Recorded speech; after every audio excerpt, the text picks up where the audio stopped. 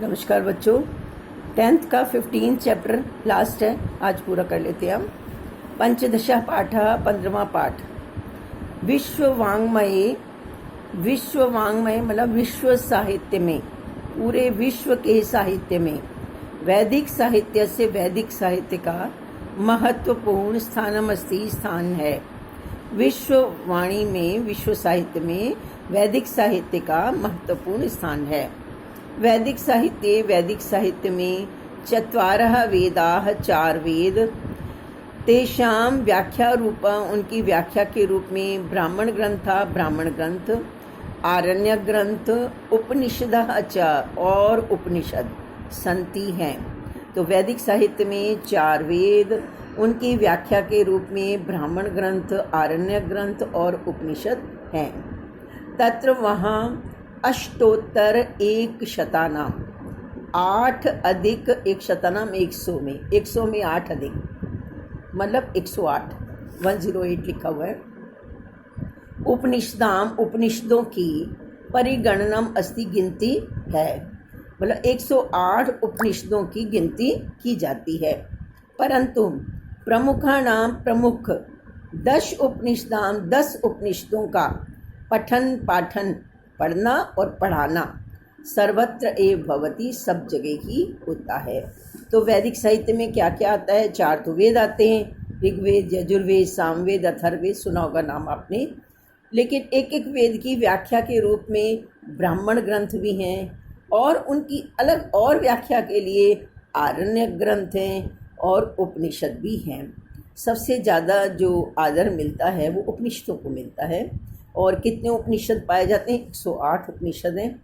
और परंतु 10 उपनिषदों का पढ़ना पढ़ाना विशेष होता है। ऐसा भी कहते हैं कि 108 उपनिषदों की गिनती है, लेकिन जो उपलब्ध उपनिषद हैं वो यही हैं 10, क्योंकि बहुत से विदेशी जो यहाँ आए उन्होंने हमारे बहुत से साहित्य को जला दिया, समुद्र में फेंक दिया, समाप्त कर दिया।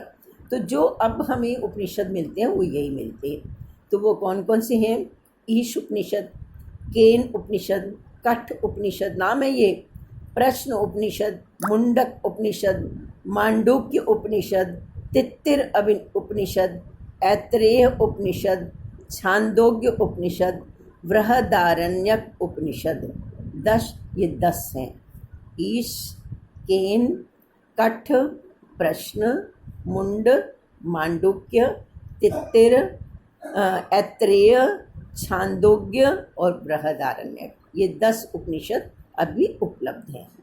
प्रस्तुत पाठ तैत्तिरीय उपनिषद की शिक्षावल्ली नामक पाठ से उद्धता अस्ति लिया गया है।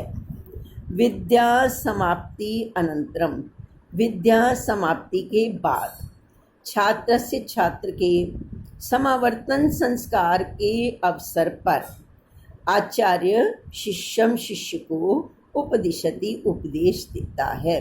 जब शिक्षा समाप्त हो जाती है, पहले ज़माने में आपको मैंने बताया था, बच्चा जो है जब 10 साल का हो जाता है तब उसे पढ़ने के लिए विद्यालय में डाला जाता है। विद्यालय नहीं होता था उस समय, आश्रम होते थे। कोई एक गुरु अपने कुछ शिष्यों को ऐसे पढ़ाया करता था, तो हर बच्चे को किसी न किसी गुरु के पास उनके आश्रम में भेज दिया जाता था। वहाँ रह कर के ही वो विद्या पढ़ता था। गुरु ने वहीं वो पढ़ता है, वहीं रहता है।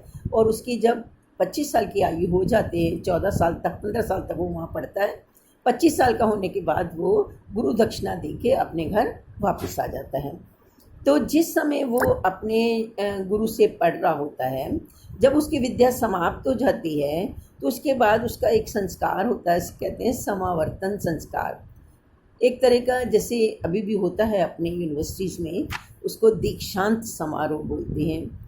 और इंग्लिश में से डिग्री मिलती है उस समय, मुझे नाम ध्यान नहीं आ रहा क्या बोलते हैं उसको इंग्लिश में, हिंदी में उसे दीक्षांत समारोह बोलते हैं। हर बच्चे को उनकी डिग्री दी जाती है, तो उसको पहले समावर्तन संस्कार बोला जाता था। तो समावर्तन संस्कार के अवसर पर आचार्य अपने शिष्यों को उपदेश देता है। तस्य एव वर्णन, उसका ही वर्णन शिक्षावल्ली, ये जो लेसन है इस नाम से यहाँ पर दिया गया अस्ति है। इत्यत्र, ऐसा यहाँ पर अस्ति है। अस्मिन् पाठे, इस पाठ में, तस्य, उसका ही, सारांश का, उल्लेखा अस्ति उल्लेख है, उस शिक्षावल्ली का ही यहाँ पर सारांश के रूप में दिया गया है।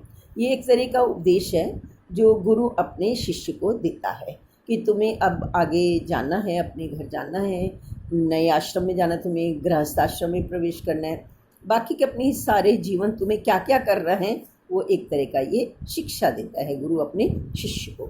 तो आचार्य का उपदेश है, आज भी ये उतना ही प्रासंगिक है।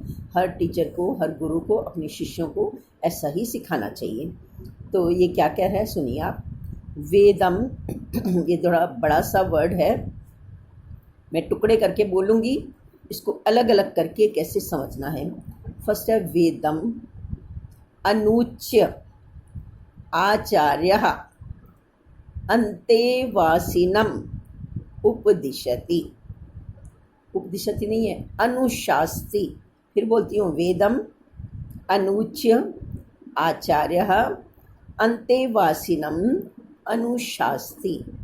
वेदम मतलब वेद को, अनुच्य मतलब पढ़ाकर, वेदों को पढ़ाने के बाद, आचार्यः आचार्य, अंतेवासिनम मतलब शिष्य को, अंतेवासी किसको बोलते हैं? शिष्य को, स्टूडेंट को, अपने शिष्य को अनुशास्ति, अनुशासित करता है, मतलब उसे डिसिप्लिन में लाने के लिए ये वाक्य बोलता है, अनुशासित करता है।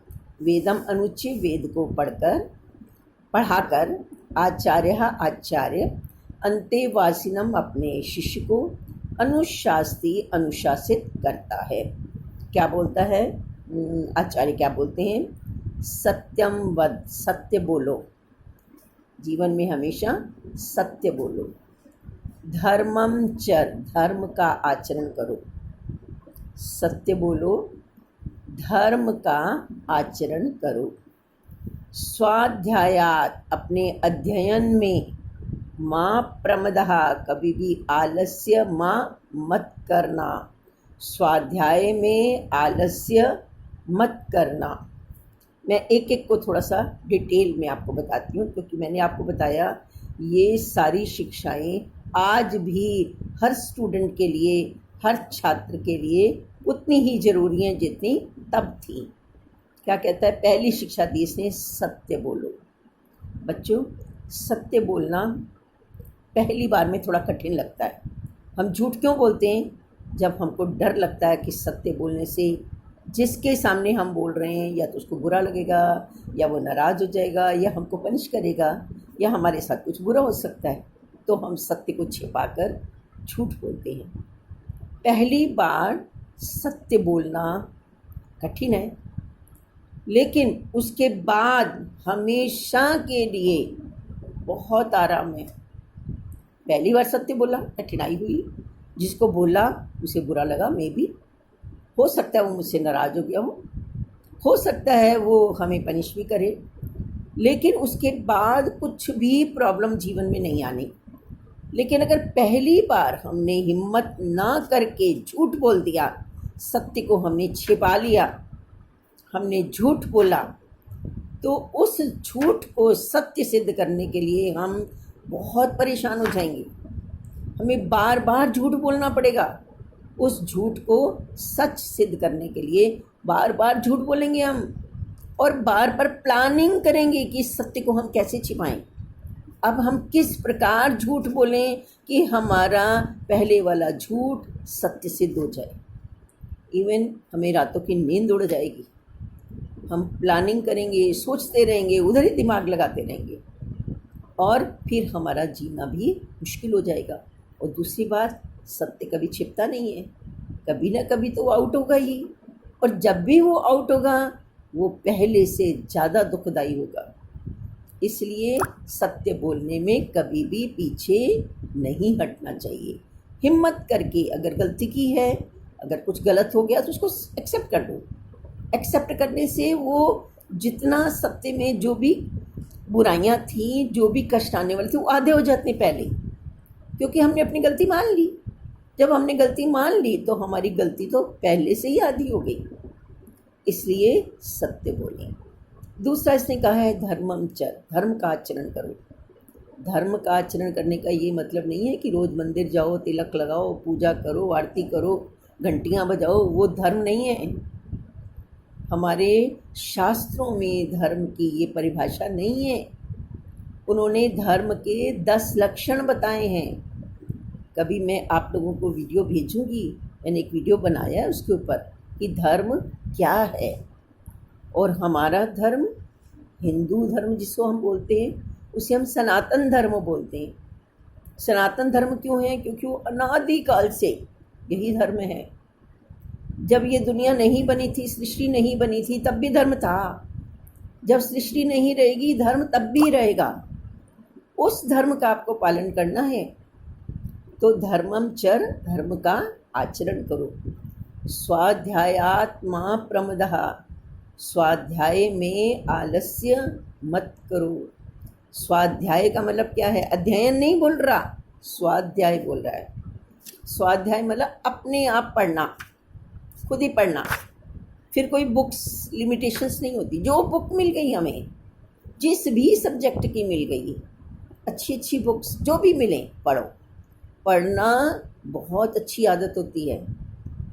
इसलिए जब मैं तुम्हारे साथ थी तो अक्सर मैं तुम लोगों को कहती थी छुट्टियों में लाइब्रेरी जाओ, बुक्स पढ़ो। बुक्स पढ़ना, नॉलेज लेना सबसे अच्छी जीवन की उपलब्धि है। तो स्वाध्याय करो, मतलब जो भी तुम्हें मिले पढ़ो। पढ़ोगे तो ज्ञान आएगा, और ज्ञान ही देवी सरस्वती का रूप ज्ञान ही है। कोई ये देवी नहीं है जिनकी पूजा करने से नॉलेज आ जाएगी, विद्या आ जाएगी। जी नहीं। आप जब ज्ञान प्राप्त करोगे, जब पढ़ोगे, जब ज्ञान प्राप्त करोगे, तो जितना ज्ञान आपके अंदर आता जाएगा उतना ही अधिक माँ सरस्वती आप पर प्रसन्न होंगी। तो हमें क्या करना है? स्वाध्याय करना है। स्वाध्याय करने में आलस्य नहीं करना। चलो आज नहीं चलते, कल चलेंगे लाइब्रेरी। आज ये बुक नहीं पढ़ते, कल पढ़ लेंगे, परसों पढ़ लेंगे, शाम को पढ़ लेंगे। वो शाम, वो कल कभी नहीं आता। इसलिए स्वाध्याय में आलस्य मत करो। सत्यात्मा प्रमदितव्यम, सत्य बोलने में भी आलस मत करो, प्रमाद मत करो।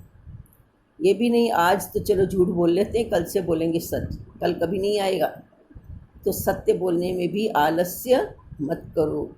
धर्मात् न प्रमदितव्यम, धर्म का आचरण करने में भी प्रमाद मत करो। आज तो चलो पूजा करके काम चला लेते हैं, अगली बार धर्म करेंगे, नहीं, बिल्कुल नहीं। आलस्य मत करो, आज नहीं अभी। कबीरदास जी कहते हैं, काल करे सो आज कर, आज करे सो अब, पल में परले आएगी, बहुरी करोगे कब। जो काम कल करना है ना, वो आज करो। जो आज करना है वो अभी करो, क्योंकि एक पल में पता नहीं प्रलय आ जाए। प्रलय आ जाए का मतलब पता नहीं क्या अनर्थ हो जाए, तो फिर हम कब करेंगे।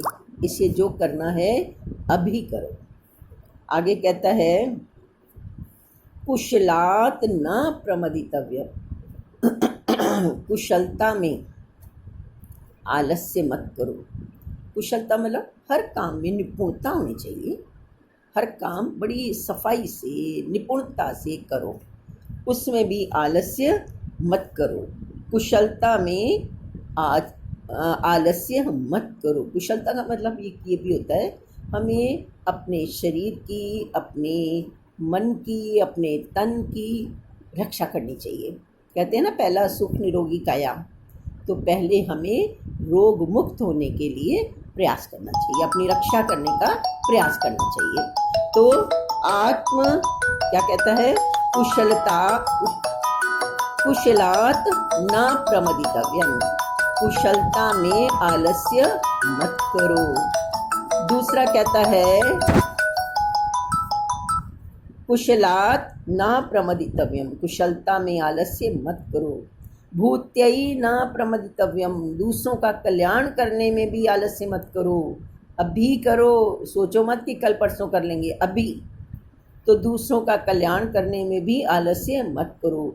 स्वाध्याय प्रवचनाभ्याम न प्रमदितव्यम, जो भी स्वाध्याय करते हो वो दूसरों से बांटो, प्रवचन करो, दूसरों को समझाओ। अगर दूसरों को आप अपना स्वाध्याय बांटते हो तो उसमें भी आलस्य मत करो।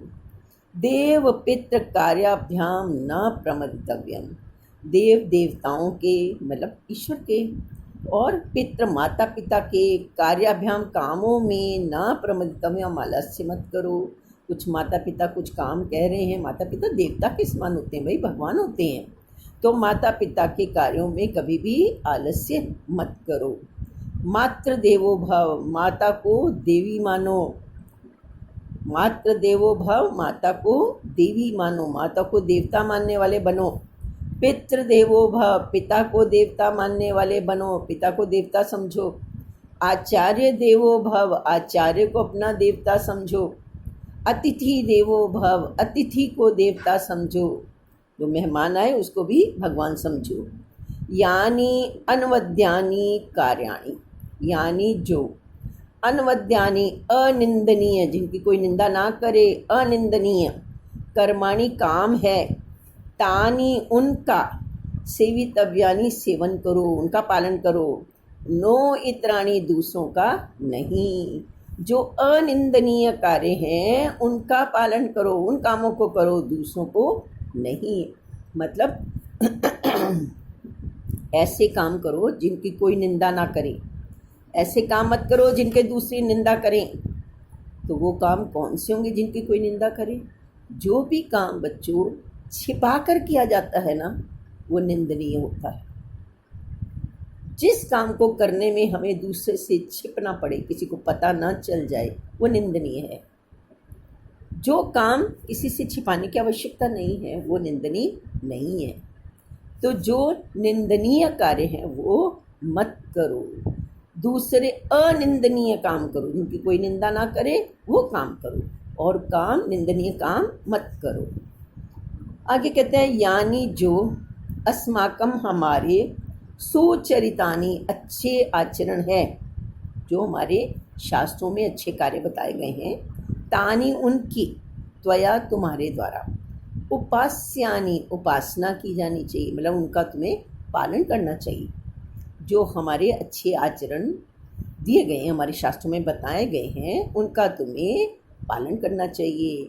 नो इतराणी, दूसरों का नहीं। तो जो हमारे सुचरितानी, अच्छे आचरण करने वाले हमारे पूर्वज हुए हैं, जो अच्छे कार्य करने वाले, जैसे विवेकानंद, जैसे महात्मा गांधी, जो भी अच्छे अच्छे पूर्वज हुए हैं जिन्होंने अच्छे कार्य किए हैं, उनकी तुम उपासना करो, मतलब उनके पद चिन्हों पर चलो, जैसा उन्होंने किया वैसा ही तुम भी करो। नो इतराणी, दूसरे कार्य मत करो। श्रद्धया देयम, किसी को दान करो तो श्रद्धा से करो, पूरी मन से करो। ये नहीं मन तो नहीं चाह रहा लेकिन ठीक है कर रहे हैं, ऐसा नहीं, श्रद्धा से दान करो। अश्रद्धया अदेयम, यदि श्रद्धा ना हो तो मत करो, बिना श्रद्धा के मत करो। श्रिया देयम, श्रिया देयम मतलब शोभा से करो, ऐसा दान करो जो कि, जैसे हम किसी को मान लो अपनी शर्ट देना चाह रहे हैं, तो फटी पुरानी शर्ट दे नहीं, जो अच्छी हो, सुंदर हो, वो दो। श्रिया देयम, सुंदरता से दो, अच्छी चीज़ें दो, बुरी चीज़ें जो हमारे लिए बेकार हो गई हैं वो मत दो। तो श्रिया देयम, अच्छी चीज़ें दो, अच्छा दान करो। ह्रिया देयम, लज्जा से दान करो।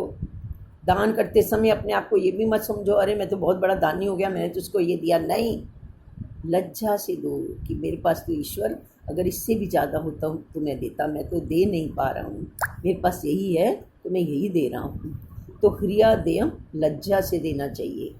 भिया देयम, डर कर देना चाहिए, हमेशा दान देते हुए डरना चाहिए, पता नहीं कोई मुझे देख ना ले दान करते हुए, पता नहीं ये दान जो मैं इसको दे रहा हूँ उसको पसंद आएगा कि नहीं, जो कुछ मैं दे रहा हूँ पता नहीं ईश्वर मुझे इस लायक बनाए और भी ज़्यादा बनाए ताकि मैं इसको दान करूँ। संविदा देयम, संविदा देयम मतलब मित्रतापूर्वक दान करो, शत्रुतापूर्वक भी नहीं, दे रहे हैं लेकिन वो सारा बहुत ज़्यादा, वो नहीं, मन से खुशी से दान करो। ईशा आदिशा, गुरु क्या बोल रहे हैं शिष्य को, ये मेरा आदेश है। ईशा उपदेशा, यही मेरा उपदेश है। ईशा वेदोपनिषद, वेदों और उपनिषदों में यही कहा गया है, ये वेद और उपनिषदों में कहा गया है। एतद अनुशासनम, ये अनुशासन है। एवं उपासितव्यम, ऐसा ही तुम्हें करना चाहिए।